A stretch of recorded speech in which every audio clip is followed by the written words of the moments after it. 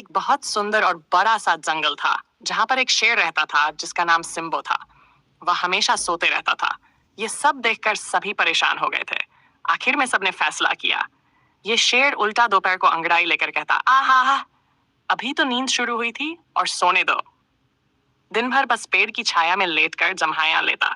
जंगल के सभी जानवर कहते, राजा साहब थोड़ा घूम लीजिए, थोड़ा जंगल देख लीजिए, थोड़ी अच्छी हवा भी ले लीजिए। लोग अपना काम करो, मुझे जान मत दो, मुझे सोने दो। जंगल के सभी जानवर सिम्बो शेर की आलसी हरकतों से तंग आ चुके थे। हर दिन कोई ना कोई उसकी हवा करे, कोई उसकी पूंछ खुजाए, कोई उसे उठाकर छाया में रखे। सबका धैर्य टूट चुका था।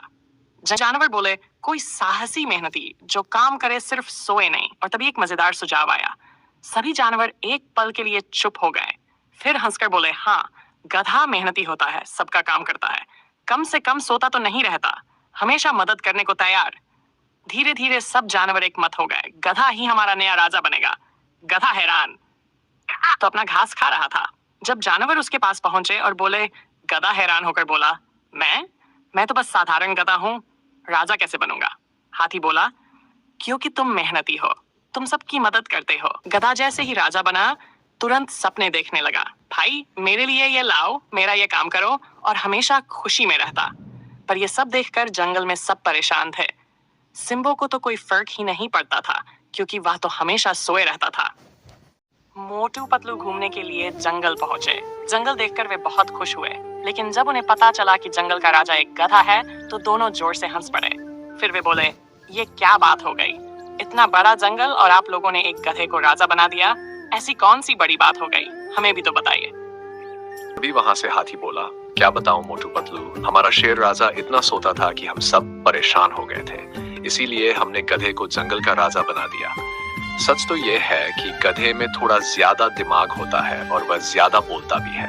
हम लोग तो हमेशा जंगल की देखभाल में व्यस्त रहते थे, इसलिए बहुत सोच समझकर हमने फैसला किया कि जंगल का राजा गधे को बना दिया जाए। उधर से भालू बोला, कौन कह रहा है कि गधे में दिमाग होता है?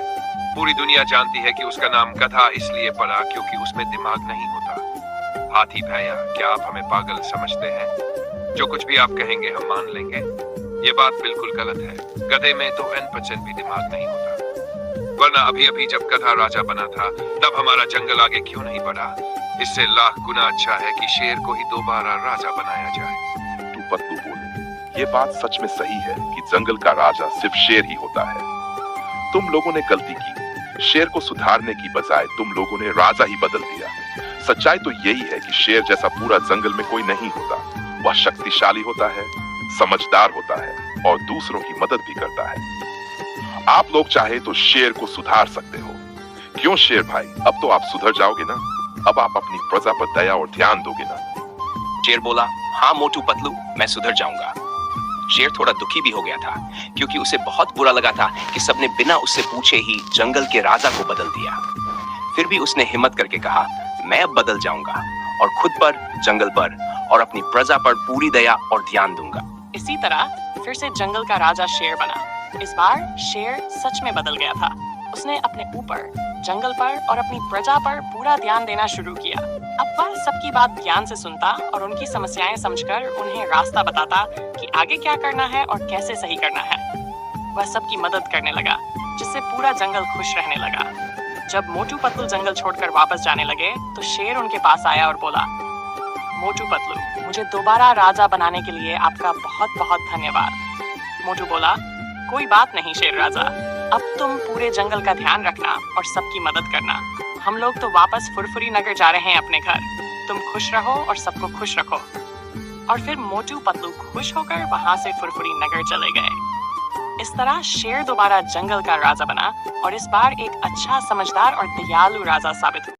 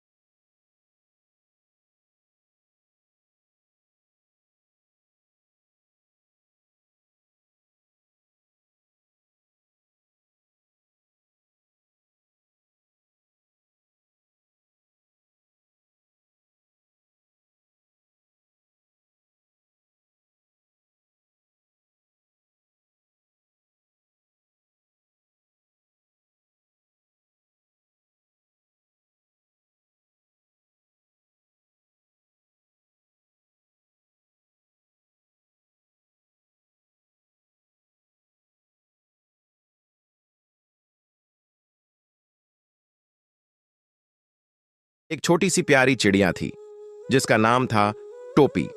वह हर सुबह खुशी खुशी गाना गाती थी और आसमान में उड़ते उड़ते नए फूलों, पेड़ों और जगहों को देखती थी। एक दिन मौसम अचानक बदल गया। आसमान में काले बादल छा गए और तेज बारिश शुरू हो गई। टोपी घबरा गई। उसकी छोटी सी पंखों वाली देह ठंडी हो रही थी। वह उड़ते उड़ते एक बड़े पेड़ की टहनी के नीचे जाकर बैठ गई, लेकिन हवा इतनी तेज थी कि वो टहनी भी उसे ढंग से नहीं बचा पा रही थी। उसी वक्त वहां एक बूढ़ा समझदार कौआ आया। उसके पंख बड़े और मजबूत थे। उसने चिड़िया को कांपते देखा और बोला, डरो मत छोटी चिड़िया, मेरे पंखों के नीचे आ जाओ, मैं तुम्हें बारिश से बचा लूंगा। टोपी धीरे धीरे उसके पास गई। कौए ने अपने बड़े पंख फैलाए और उसे पूरी तरह ढक लिया। अब टोपी सुरक्षित महसूस कर रही थी। बारिश बाहर गिर रही थी, लेकिन वह दोनों बिल्कुल भीगे नहीं। बारिश लगभग 1 घंटे बाद रुक गई। टोपी ने कौए से कहा, आपने मेरी जान बचा ली, मैं आपका कैसे धन्यवाद करूं? धन्यवाद की जरूरत नहीं। दुनिया तभी अच्छी बनती है जब हम एक दूसरे की मदद करते हैं।